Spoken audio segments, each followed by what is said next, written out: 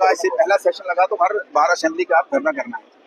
धरने में 2-3 चीजें उठाते हैं। पहले तो एक चीज उठाते हैं कि एमएलए अपनी प्रॉपर्टी स्टेटमेंट नहीं देता है। तो मुझे बताइए कि कौन सा एमएलए है जिसकी ऑनलाइन प्रॉपर्टी स्टेटमेंट नहीं है। हर एमएलए को अपनी प्रॉपर्टी स्टेटमेंट जो है ऑनलाइन गूगल पे कोई भी आदमी जाके चेक कर सकता है। मैंने असेंबली में अपनी प्रॉपर्टी स्टेटमेंट दी है, असेंबली चुनाव में दी है, हर आदमी चेक कर सकता है।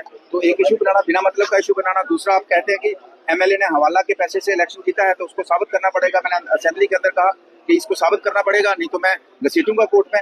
और तीसरा, उन्होंने मुझे बताइए कि उनको बेस्ट लेजिस्लेटर का अवार्ड दिया इस असेंबली ने, और उनको सारे रूल्स प्रोसीजर इस असेंबली के पता है। फिर इस असेंबली का जब सेशन है, हाई सिक्योरिटी जोन है, वहां आके धरना करना, और धरना उस स्टेज पे करना कि जब आपके ऊपर 12 एफआईआर लगी है, 12 पर्चे लगे, ज्यादा होंगे लेकिन जो मेरे पास है 8 उधमपुर में लगे हैं, और उसके बाद धरना करना। और मैं पुलिस फोर्स को कहना चाहता हूँ, इतनी कमजोर क्यों हो गए भाई आप?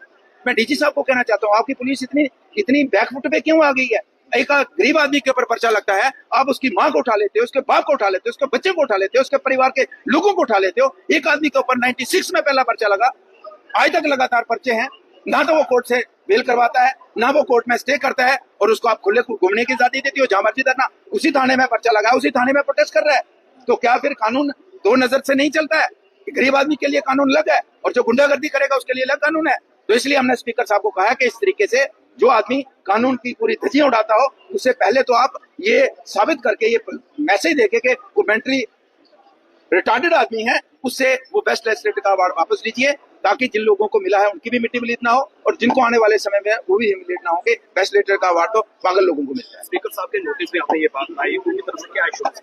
उन्होंने एश्योरेंस दिया कि इसके ऊपर उचित कार्रवाई करेंगे। इसके अलावा जो है आज हाउस में फेक न्यूज पर भी जो है आवाज उठाई गई, इसको आप किस नजर से देखिए, फेक न्यूज की बात में कल मेरी जिन पत्र अब इसके बाद हम एक्टिव रहेंगे कि जिन भी मीडिया रिपोर्ट में, ऐसा नहीं है कि आपकी और मेरी लड़ाई है तो मैं जो मर्जी बोलूंगा और आप छाप देंगे, आप जो वाली बोलेंगे मैं छाप दूंगा। उन मीडिया वालों को भी साबित करना होगा कि मैंने हवाला के पैसे से कहाँ पैसा कैसे लाया है। मैं उन मीडिया को भी कटहरे में खड़ा करूंगा। और असेंबली में भी चर्चा चली है कि मतलब आपको जो घर में आया जिस मर्जी को गाली निकाल देंगे, जिस मर्जी वही आपको कोई डेमोक्रेसी है, लोकतंत्र है, तो आप जो उचित हमारे मीडिया अधिकारी, मीडिया के लोग हैं, जो मीडिया चैनल्स हैं, पत्रकार हैं, आप उनकी भी मिट्टी मिलीत करते हो। आप मतलब जो मर्जी आपके अपनी टीआरपी बढ़ाने के लिए। तो इसलिए ये हाउस के अंदर भी चर्चा हुई है, और मुझे लगता है कि स्पीकर साहब ने इसका भी संज्ञान लिया है कि हर आदमी अपनी मर्जी से किसी पर विदाउट प्रूफ कोई एलिगेशन नहीं लगा सकता है, और एलिगेशन लगाए तो साबित करना पड़ेगा। ये भी उन्होंने कहा कि इन फ्यूचर इसके लिए डिटेल में डिस्कशन होगी असेंबली के अंदर।